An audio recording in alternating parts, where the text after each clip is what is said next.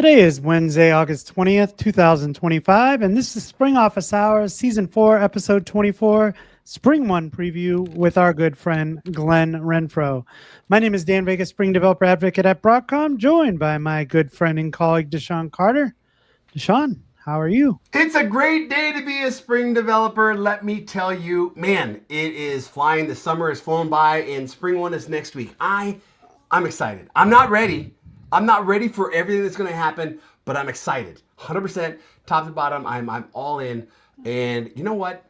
I'm really excited about today's guest. And before we bring on today's guest, let me remind you, my mom and dad are watching. So if you're here in the live chat, tell us where you're joining from, say hi, and if you've got questions, when you come to us for dinner, if you leave hungry, that's your fault.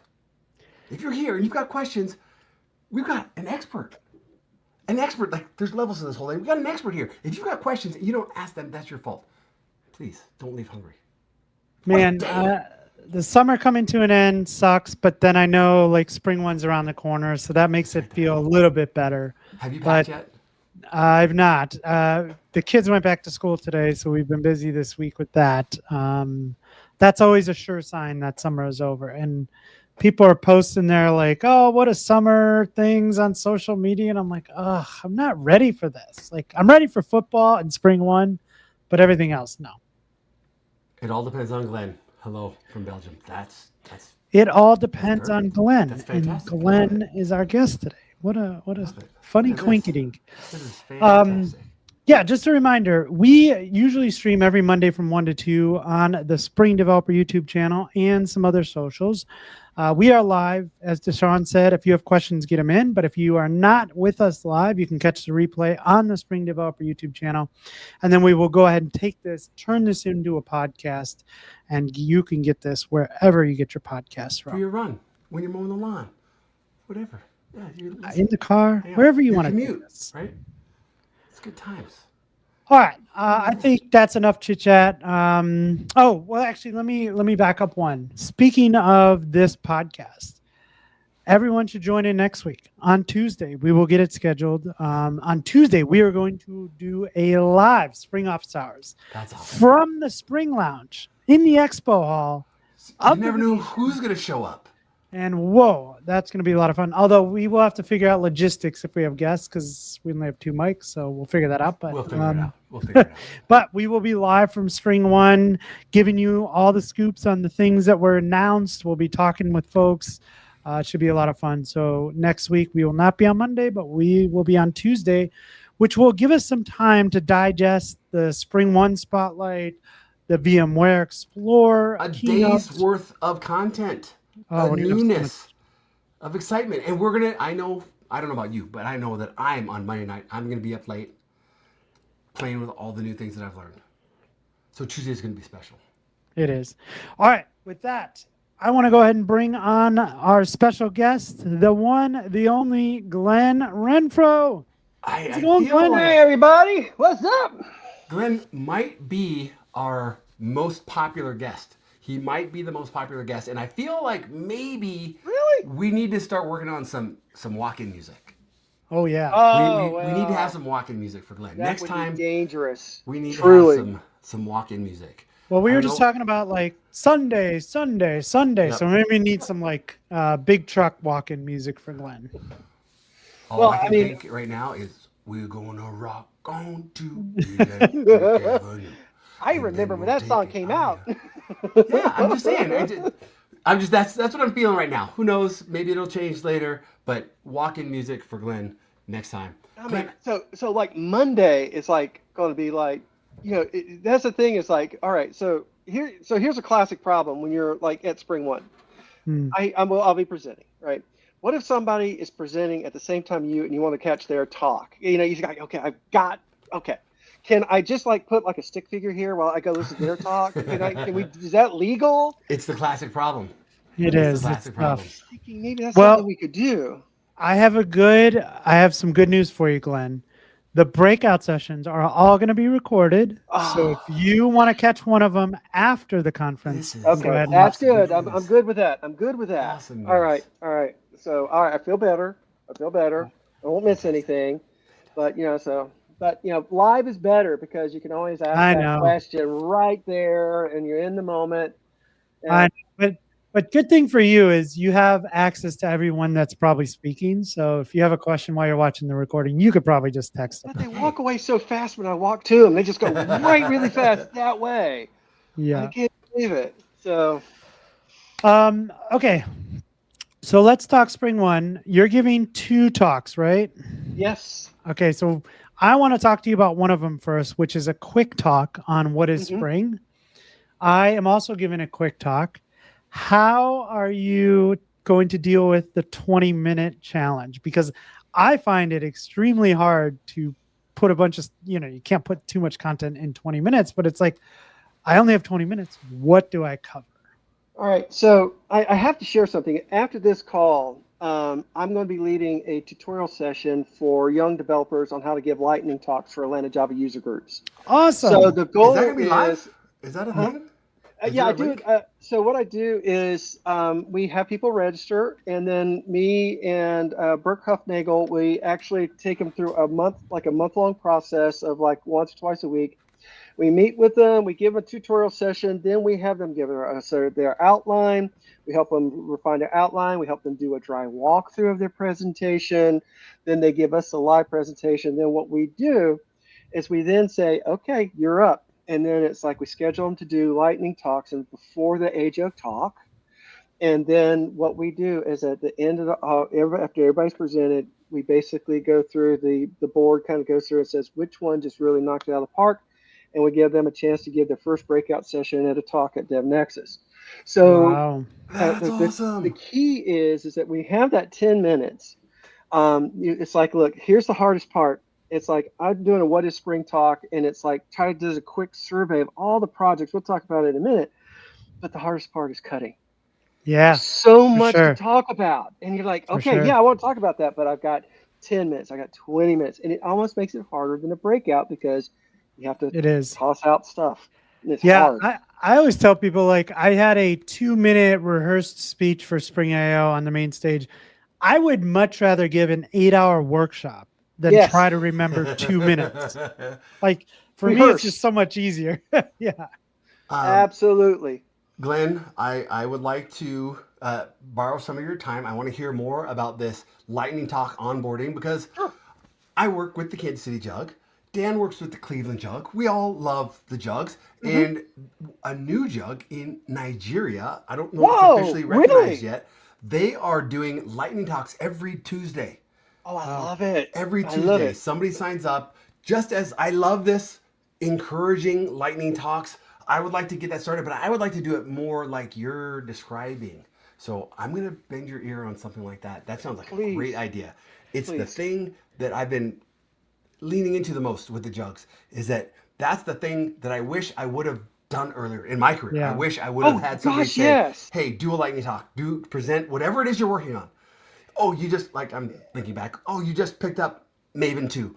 It's like, Right. yeah, do a talk on it. Show Absolutely. why you switched from Ant. Yeah. Ugh. And I think like it's much easier to get somebody to commit to that than, hey, come give us an hour presentation on said subject, right? So it's a really Absolutely. good kind of introduction to speaking. And it's a really, even if you're a seasoned speaker, it's really good to do because, like I said, rehearsing something that you have to like be on time with and really polished on, like really helps you as a speaker. So And that's pretty for the cool. career, right? And what I Of tell all the people, things as I you take said, away.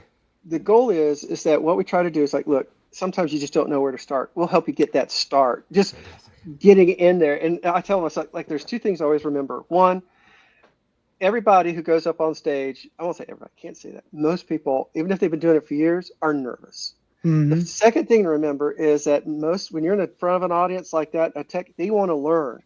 And you only have to know one more thing than they do to teach. Then the second thing is that believe it or not, that audience is I've been doing this for 14, 15 years, speaking publicly. And what I found is like I've only had two cases, and one was a guy ribbing me, right, which was funny afterward. But the other was and there's only other one time I heard it in 15 years. All the experience I've ever seen where I've seen and even then it wasn't the audience, it was one person. So in my entire career, the audience has always been behind me. They're rooting for you. And They what want the you to best part, succeed. yeah, they want you to succeed. And one of my favorite parts, you'll sit to be coding along doing a live demo. I can't see what this is, and you'll hear somebody else. It's your variable Yeah. missing. It's capitalized there, and it's like, oh my gosh, they want you to succeed. They want to learn. So Yeah. that's what I tell them. And I said that one of the reasons we get so nervous, and Burke taught me this. He says, mind you, he says when you have a herbivore, their eyes are on the side. But we have this natural inclination when the eyes are up front, that's a predator. So you've got like 50, 100 eyes looking at you, and you're like, oh my gosh, there's a room of 50 to 100 predators. And your inside lizard brain's going, ah! Right? Yeah. So, if you understand that and you know that the audience is on your side, Yeah. it reduces that anxiety a little bit.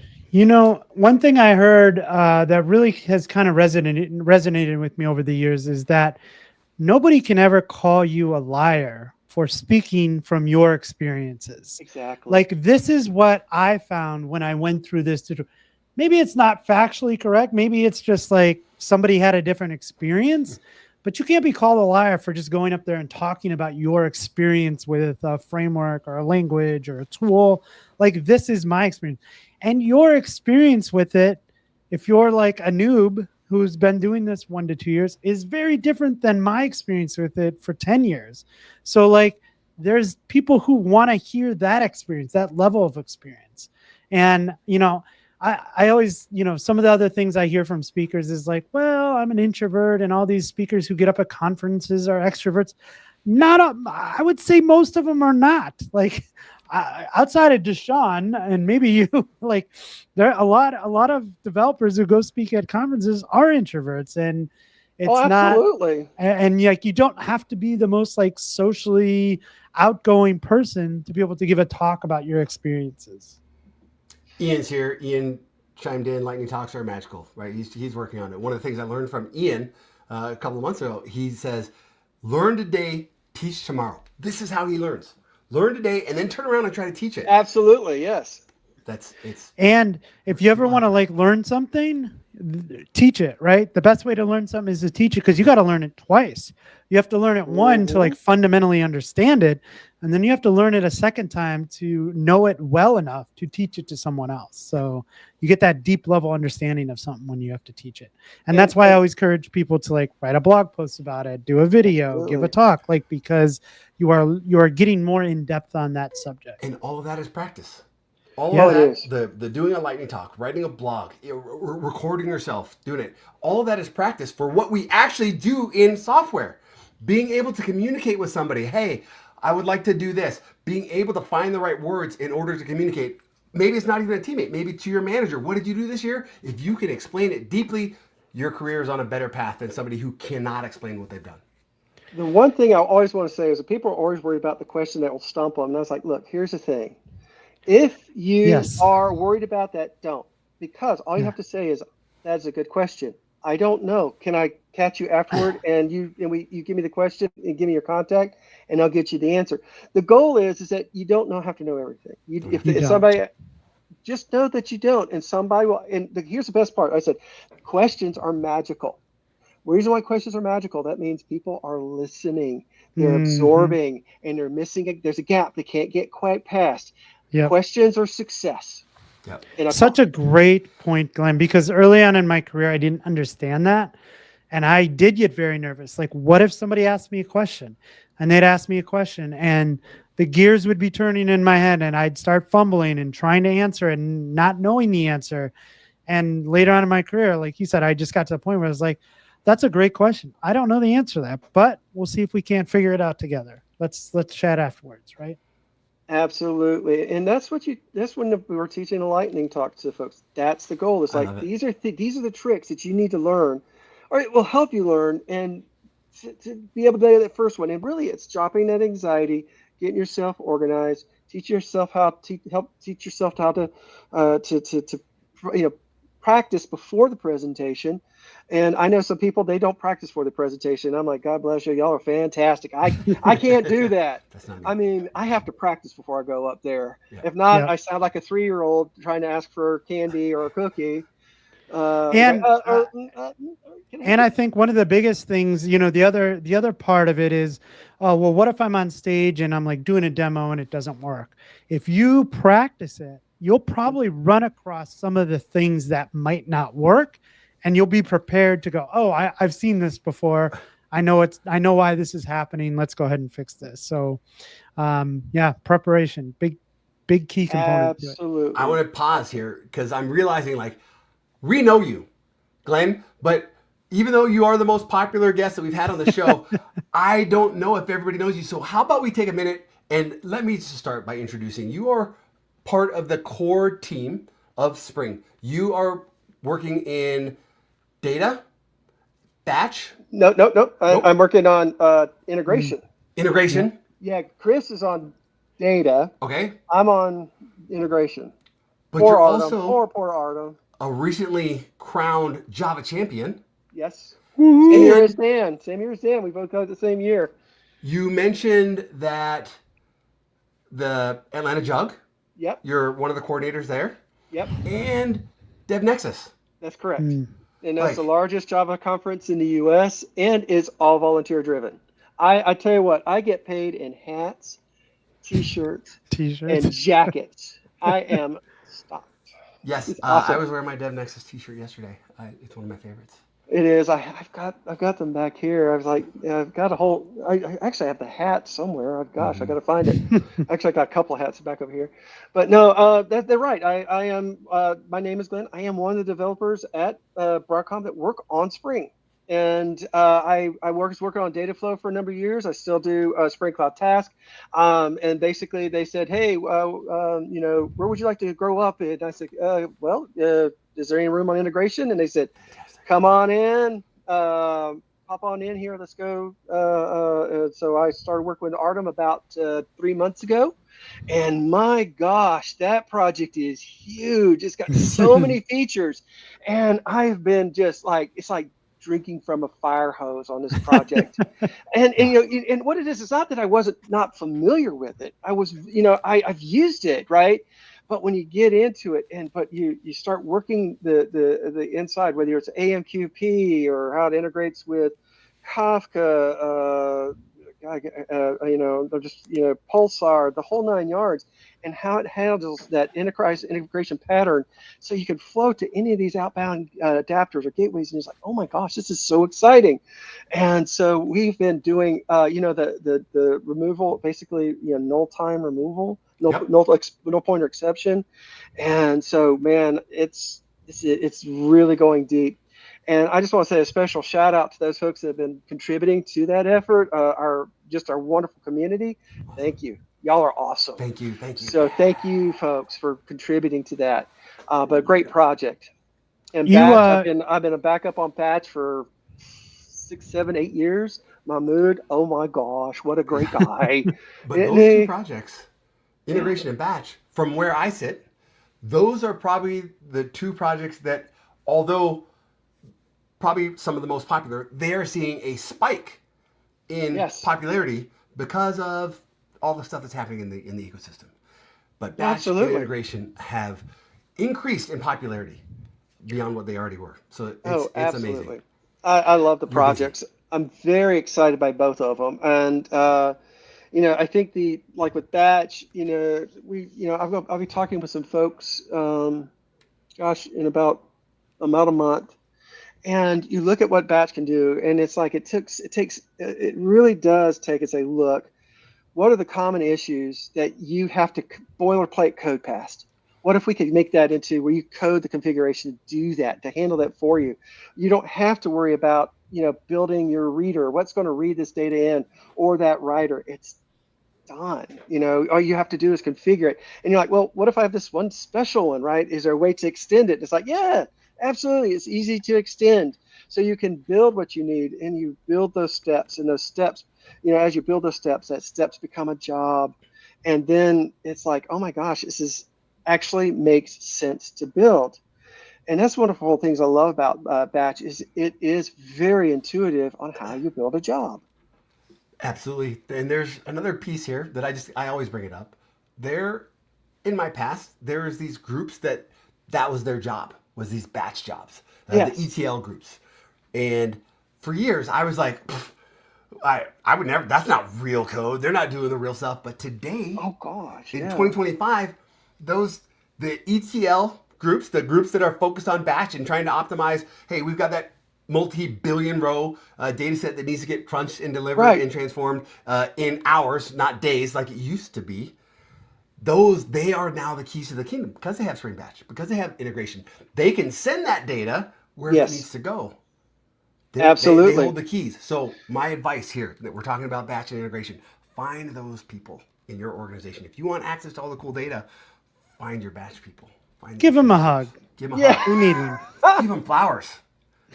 Chocolates. Well, I mean, if you think about enterprise integration patterns, if you've never picked up the patterns, it's like look up enterprise integration patterns. It's The Blue Book. online, Google it. Yeah. It really does cover a lot of those patterns that you need to have when you live in a distributed environment. And this is talked about from the Spring integration side. Now, once you use those patterns, you say, how can I use those not only like in how I can create a flow between my apps, but also how can I create a flow inside my app and application? And that's where integration kind of fits in. It says, look, we can build it so that you create the flow inside your app, but also how you can bridge that gap between your applications.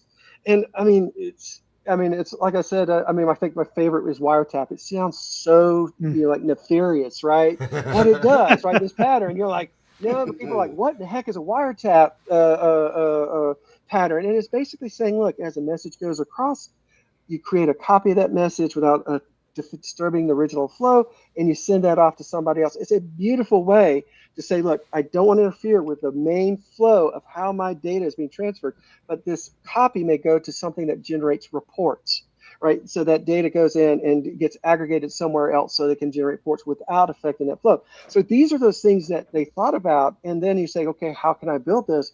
Then you go over to what Spring Integration, it says, you can put this in any Spring app you want, and it will work.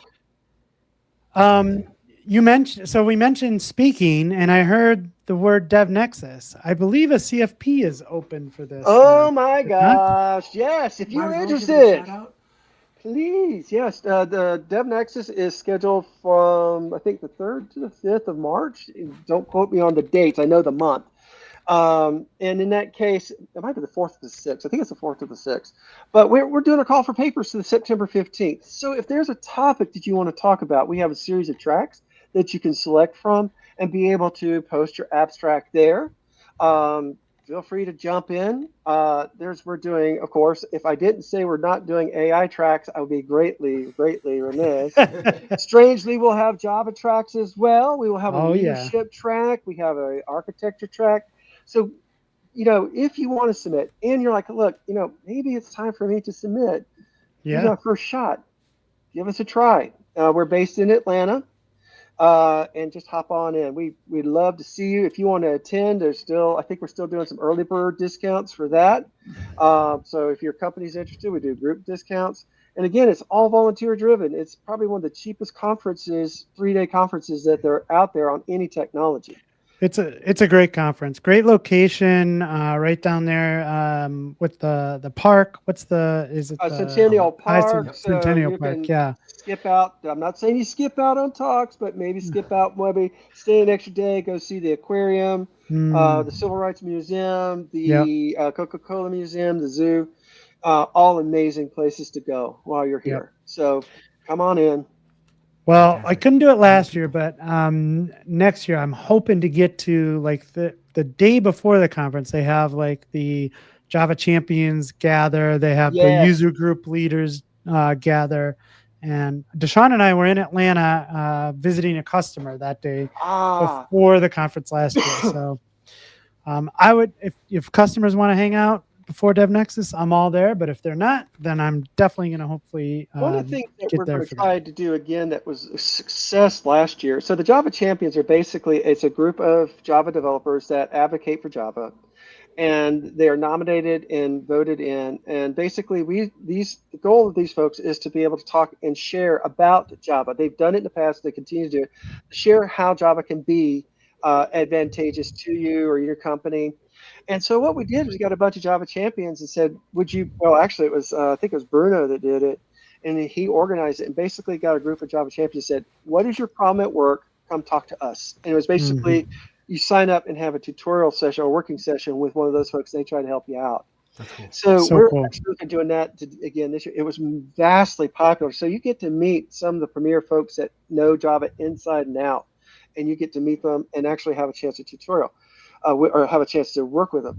But I'll say this. At any conference you go to, whether it is Explorer or DevNexus, especially we're talking about SpringOne coming right up, and you're going, please grab us after our talk.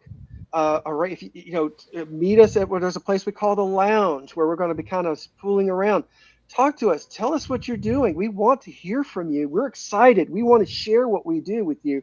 And it's like, don't be shy.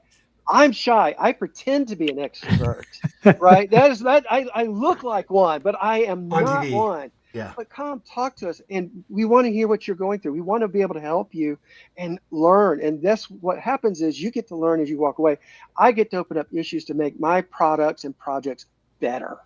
So please find us, talk to us. It's called the hallway track. Best track there is. Fantastic. There is. Yep, absolutely. So speaking of kind of circling back to your talk, what is Spring?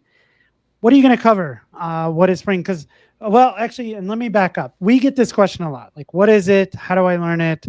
When somebody asks you what is Spring, what's your answer? Spring, first off, we have to understand that Spring is basically, I'm trying to think of how the spiel, it is basically a framework for building Java applications, right? And at the enterprise level.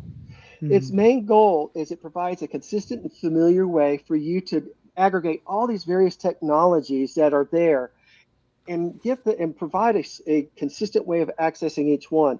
It is designed in a specific way to reduce your learning curve, right? To reduce that cognitive load as you have to add what? Security, data, AMQP, AI. And what you'll see is once you start working with it, you'll say, okay, I've learned how to do this. And then you're like, okay, I need to add Spring AI. You go over there and you go, wait a minute, this looks very familiar. I know where to find stuff. I know where to look for stuff. Oh, I know how that's supposed to work. This is how they make it flow. So the framework in itself, in how we build Spring, is conducive to reducing your learning curve to be able to create that enterprise application level, or enterprise application. Yep. That's kind of my 50,000 foot explanation of what it is. That's perfect. I love it. So tell Michael I got it right, so I get the check mark. Absolutely. So when you're kind of giving an intro to Spring, like what are you going to cover? How do you fit everything into 20 minutes? I'm going to give everybody a quick preview. How many of y'all like to play video games? All right. I don't have time for them anymore, but I like it. Wait. In a couple of years you will, but right now, maybe not so much. Okay. So think about it this way. When you are when you're playing a game, you choose your character that you want to have. Okay, I'm going to choose this character. When I choose that character, I've got to equip them with skills and devices and techniques that allow them to be successful in their quest, right? All right, a few months ago, I sat there and I thought about, isn't an app similar? And that when I take an app to production, I have to give it certain skills for it to be successful. Security, a familiar, consistent way to be able to access various types of databases, metrics, to be able to capture those metrics, natively compile it. I love it. These are things that you need to put in your app to be successful. If it's a microservice, have to follow the 12-factor principles. So in these cases, you've got to have these. So the talk says these are the things that you need to have. These skills are what your apps need to have before you deploy them. And what we're going to cover is what Spring projects handle each one of those. Love it. So whether you've never touched Spring before, or you know Spring, but you don't know the entire package or what it all offers, that's what this talk is meant to help you with. Fantastic. That's great. And then, like I said, a lot of times we get questions like, how do I learn Spring? I'm like, that's really a massive question. Because you just said, like, there's all these different patterns for doing different things. You really have to narrow your scope. Like, hey, I want to build an application that takes advantage of generative AI. Cool. Now we have a path that we can go on, right? Absolutely. A path, Glenn, like a character takes in a game. But here's the best part. Okay. So whether I'm using whether I'm using Anthropic or OpenAI, ChatGPT, OpenAI, all right, I'm using one. But you notice that when Spring says, "Look, I've learned how to do OpenAI, but maybe my company wants to use Claude now." Okay, well, that's not a problem. The interface is the same between the two. Oh, wait, before we leave. But I'm allowed to utilize each one's special traits, and Spring helps me use each one's special traits because not all models do the same thing, but they do a lot of similar things. And when we say, "Way you do it here is the way you do it here." But if it's a special trait, we're gonna make it easier for you to use that special trait, and that's one of the best parts of Spring. Yeah, and I think it goes back to like, if you've been around for long enough and building applications, you've probably used some framework or language that made you do a lot of like low level stuff. And at some point you probably just said like, I don't want to do this. I just want to like build an application. I want to like, my customer gave me some features that they want. I just want to build those. Like, I don't want to spend days trying to like figure out the plumbing to make those things happen. Yeah, let Glenn and Artem do that, so y'all don't have to worry about it. So you can worry about your business. Exactly. That's our job. But hey, wait, it's not only my job. It's us in the community. Again, community. Yep. Thank you. Keep contributing. Thank you. Yeah, and I think, just because I've been around the Spring AI project a lot lately, and I see the release notes and I see the contributions from the community, like, yes, Mark and Christian and the team over there is doing a great job with the project. They're amazing. But I see like some of the top contributors like contributing all the time, and I'm like, wow, this is awesome. So yes, Absolutely. It definitely is a Spring team and community effort. Yes, absolutely. So, and go ahead. Oh, you have another talk. I wanted to talk about that as well. Yeah, with our good friend Cora Iberkleid. You are talking about of microservices and monoliths and everything in between. What are you guys going to be talking down here? All right. So the premise of this talk is it's kind of dual fold, but the main premise is, okay, when I have a monolith, we've been writing monoliths since the beginning of the software engineering, since we've been doing software engineering. And so the thing is now we're saying, okay, we begin this evolution where we say, all right, we go from there, we go to microservices. About 10, 15 years ago, we started doing microservices. And then we said, what if we didn't have to go all the way to microservices? What if we could create and take like the domain that was take the main domains that was in that monolith, and we take it, we create microservices. Each microservice represents a domain. Well, what if we just created and didn't take them out, but rather restructure them into modules, a very encapsulated module. Each module is a domain with certain APIs that that each other module has access to. The goal is it's structured. So what we're saying is what if you didn't have to throw out the monolith, but rather first restructure it, and then see after restructuring in the modules with these, like I said, these encapsulated modules that have APIs clear. Then you add the ability to enforce that architecture that you created and do that through tests, but also be able to diagram, document, allow the simplification of that events that can be transferred between them. And that's the Project Spring Monolith. And then once you've taken restructure, then what you can do is then say, now, it is better. We don't have to go any further. We don't have to go to microservices. Or you say, look, maybe we do need to extract some of these modules and make them microservices, or maybe I need to do the whole thing. And the question is, how do you do that? It depends. But our talk shows you how to do that and the various ways in which you can evolve from a monolith to a monolith, or even be able to, in some cases, be able to take, maybe you have microservices that are basically what I would say is over denormalized, like they've been denormalized, but you're like, I can actually aggregate some of these together into a modulith. In itself, a modulith can be a microservice, right? So long as it follows the 12 factors. So you have this ability to, basically your architecture is no longer fixed or locked. Your architecture can migrate. And that's what we're going to kind of talk about here. I love that you went there. I like to say the right answer changes over time. It does. We figure it out, right? Did you get your architecture right first time? Probably not. Fantastic. It's much easier to start with a monolith and go to a Yes. microservice than it is It's to an have in-place replacement. If you think. 15 apps that you need to wrangle the strangler pattern back into We've all done it. a monolithic Absolutely. application. I did a recent project, calculated how many Spring repositories I have across GitHub, GitLab, and Bitbucket, and I have almost 500.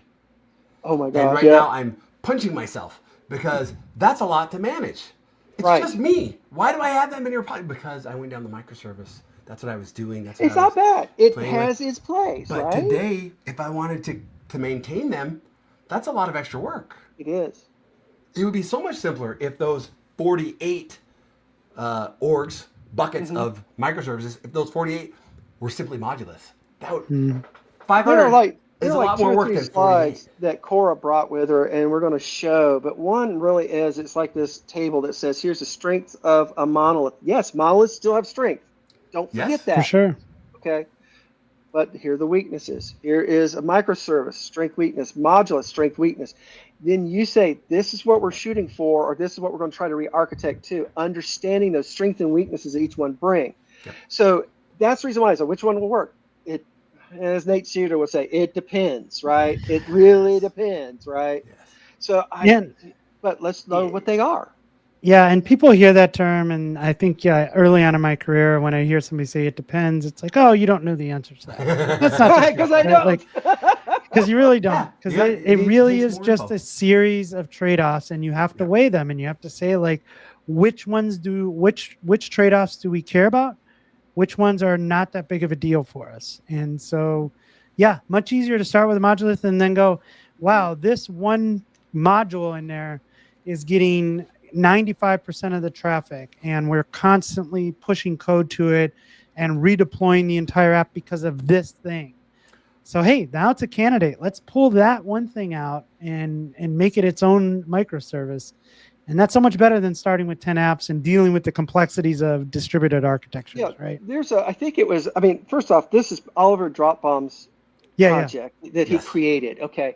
And first off, brilliant person. But the thing I want to say is about what he said one time is he said it is easier to create modules and figure out the problems within a monolith and the interaction between the modules than and you can resolve them quickly and do that before you actually push it out to microservices where it does get exponentially more expensive. Now, he didn't say expensive, but it gets more expensive and more costly. So the thing is just the practice of doing it within the monolith, breaking out those modules, you will learn a lot. Love it. Woo! So, That's good boy. stuff. That is good stuff. I want to add one more piece on the modulith on why we love Go it. for it. Because I'm speaking to a couple people in a small group in Nigeria. We were having this conversation. Why? Which one should we start with?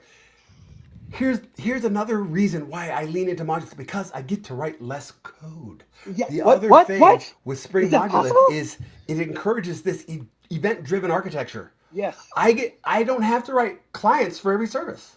I don't have to write clients. Oh, I have a user service, I have an account service. Well, that implies I'm going to have a user client and an account client somewhere. I don't have to do that. Right. I love that I don't have to do that. The other piece, when we're pulling those microservices into a modulith, I get to delete a bunch of code. Yes. If we can move to this the deleted event-driven code architecture, is a wonderful thing. Seeing that red on, like, I have more red than green on my commit. amazing. Yes. That's a good time. We're Is joyous. So joyous. But we're going to be talking about that. So if you're there, please come by, chat with me and Cora. We'd love to. If you want to learn more about it while I'm there, just say, Glenn, can we meet in the lounge like Tuesday or Wednesday for 20 minutes? I'll be more than glad to go there and talk to you. This is a project that, while I don't work on it, I have used it and I love it. It's amazing. It's my default because of all those reasons. Because the amount of effort that I put into it, and right here, it all depends on Glenn. Deploying always 10 plus microservices because everything depends on each other. That's a nightmare. Yes. Not to mention, from a developer standpoint, if I want to try to run these on my local machine, now we got to figure out, like, do I containerize all these other ones that I'm not using? How do I talk to? It's a lot. Distributed 80, architecture, accounts on again, 80, has 81. its pros. What a mess. But man, there's a lot of things you're Well, going to have I mean, to run into as well. there is like it's like the scenario. It's like this. It's like, what if I have a service that is needs to, maybe, okay, I have a domain and it's a module, and that module is like, okay, it is for whatever reason it's just getting hammered, and so we're having to scale the whole modulith to meet that one domain's need, that one module's need. Now that is a perfect case for an extraction, right? Mm-hmm. It is. So you pull one out, you pull everything out, stop. No, and the thing is that if you look at how Spring Modules works, it does, it does facilitate that communication back so that it can send data out by what we call externalize. So the thing is look at what you're trying to solve and see where that fits. And again, it's like it depends. It's really like if you sit down saying, okay, we're trying to do this, and then we can look at that chart and say, here's the strengths and weaknesses. What are you trying to do? Yeah. How do you expect this to grow? And that will help us determine whether you're going to have a monolith, modulith. I'm going to be careful where we're going with this. Monolith, modulith, microservice, or hybrid. Yeah. Right? Yeah. Maybe And both. quickly, too many people just want to like start writing code. And it's like, you got to put in the work up front to determine like, what is the best strategy here, right? So that's a big one for me as well. But these patterns don't come out of nowhere, right? Like Oliver just didn't sit around one day and go, let me invent something new because I'm bored and I want to put something together. Like these problems come up, and found a really great solution to one. So it's tried and tested. It started in academia. That's the thing, is he was working in academia before he created the project. The project was derived from what they were doing and studying. This is a problem. How can we? And it came up and was like, well, that's pretty nice. One of the reasons that I might choose microservices is I have a massive team, and I don't want teams to be preventing each other from going, at different speeds or blocking or being a bottleneck. But Monolith also addresses a bunch of that. Yeah, it sure does. How does it do that, though, right? We have modular slicing. So I can, hey, here's my stuff. I can validate. My stuff works. I don't have to validate the whole thing. I can still go fast. That's awesome. And work in that one section of code, that one module. I have a defined interface to the other modules. I don't have to touch them. They're loosely coupled, but that tight cohesion. In that module, I may have my model view controller in that one module. I have my persistence layer. It's all here. So any change I make stays in that one zone, right? And then if somebody does violate it and they say, I'm going to reach around and do it, when you do that when you do your not your compile, but your test, it's going to say, nope. And it'll tell you, this is where it is. You are accessing this. It's not allowed. And you have to get somebody to come in and like, hey, either you're going to change your architecture design, or you got to fix that problem. It's probably going to fix that problem. Yes. So that's the cool part. Yes. I love it. Yeah. And we also get observability in those modules. Whoa, no way. So we can see, like, as messages and events are going from one module to the other, we get all of that. But right. Then, even to address the big team, Glenn's, I have to deploy 10 microservices. I don't know which ones I need. It documents itself. Yes. You can generate these documents that are showing exactly what's in and out of each module, how the modules interact. Like, it's a no-brainer. Yeah, it's fun. It's a lot of fun to play with. And like I said, I think what you want to do is, whether you're in microservices already, and you may have a code in a microservice that may be what I'll call a complex microservice, right? It's really probably a monolith that follows the 12 factors. And if it's tightly coupled, visit that microservice and then start to use, and like part of our talk is, how can you take a monolith and begin that migration in place to turn it into a monolith? And what it is, instead of calling it a monolith, we'll call it a microservice that is complex, that's tightly coupled. You can pop monolith in there and begin that migration. Uncoupling. Exactly. So good. Yeah, and I think the other thing that people fall into is sometimes into the trap of like, well, they're doing this. So take our good friends at Netflix, who have 3,000 microservices running and huge distributed architecture, and go, well, they're doing it. Maybe I should be doing that. It works for them. It works for them. And again, got to weigh the pros and cons. Netflix. Most companies are not Netflix at scale. So, yeah, man, cool. This is good. I'm excited. I didn't think it was possible, but I'm even more excited for SpringOne now than I was 50 minutes ago. See that, folks. I tell you what, it's a lot of fun to go. Yep. And but I know it's a little late to sign up. I think you still can sign up and come. But so pop in if you can. If it's driving distance, go for it. But what we will be there. Phil Webb will be there. I mean, that's Yeah. yeah. I was gonna say, I'm Spring curious. Do 24. you have anything on your schedule? Is there anything you're like really interested to see or hear from? Okay. Okay, I'm going to be a little bashful here. I'm that guy that shows up to the conference and then opens the folder and said, "What excites me today?" And that's what I'm going to do, right? Yeah. And Yeah. then sometimes what happens is like you'll talk to somebody in a hall, and I am ADHD, and that shiny rock over there on that talk, that's Yeah. what I'm going to go to. So I looked at a bunch of talks and I said, you know what, don't worry about it now. Wait till you get there, just dive up on it. And Yeah, so, you'll be sitting at a dinner table one night and Phil Webb will be talking. You're like, oh, I gotta go listen to Phil tomorrow. and then what you do is you talk to. I'll tell you what, if you find a speaker out in the hallway, right, and like, what talks you giving, they'll tell you like, oh, I got to do that. Yep. Yeah, and the way you explained it is better than the abstract. I'm going to go to that. God, yeah, I mean, that's the truth, isn't it? And so, folks, I know some people do Uber planning. My daughter and I are about to go to a sci-fi conference, right after, right?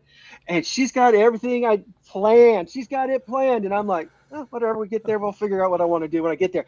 And being honest, she's like, how can you do that? And I'm like, I think you were adopted, maybe. You switched at birth. I don't know. Yeah. So. Well, listen, you can still go there and kind of change your mind. But if you want to see specific talks, I am going to recommend you download the VMware Explorer app and go ahead and register for certain breakout talks, the Spring Spotlight. Absolutely. You want to make sure you get your seat in Glenn's talks. Yep. You want to be in Glenn's What is Spring? And you want to be Glenn and Cora's Monolith talks. So make sure you register for Let's those. see if it shows up. So I'm not saying that I have the app. Hold on. We're not allowed to register. I'm not saying we're not allowed to register yet. I know. We're not. We're not allowed to register. They can. We can't hold spots, but you can. You can. I can't. So what it is, but hey, if you want to wait in line with me as I'm trying to get in, come on, talk to me. There you go. This is my good friend. There you go. So there is one thing they're going to miss. Is that each day I do some T-shirt swaps. Ooh. And not everybody's going to see them. So I have a couple of samples here. I don't know how they're going to show up, but we'll see. Here's a always couple the best samples. T-shirts. All right. So this one is directed by Steven Spielberg. And this one is, let's see. So hold on, let me see if I can get there. What if there were no hypothetical questions? So these are just a couple of samples of T-shirts I'll be bringing. So isn't that, in a sense, a hypothetical question? Everyone's asking, right? So please find my T-shirt. Come and follow me to the Spring Talk. It'll be awesome. Love it. That's awesome. Cool. All right, Glenn. I'm excited to see you. When do you get in? Sunday? I'm coming in Sunday. I will be there through Wednesday night, or actually Thursday morning. So, folks, if you can, please stop on by SpringOne. We'd love to see you there. If you can't, please catch our recordings and please chat with us. If you're near a jug, go to your jug and please enjoy them. They are there. That's a lot of fun to be a part of. And if you're around in Atlanta or want to be in Atlanta in March, come see us at Dev Nexus. We'd love to see you. Absolutely. And the next time you hear from us, we will be on a live Spring office hours from the Spring Lounge. I'll photobomb them. I'll just be there going. That'd be great. So we'll see you in the next one. And can't wait to see everybody in Vegas for SpringOne. Have a good one. Take care, folks. Take care.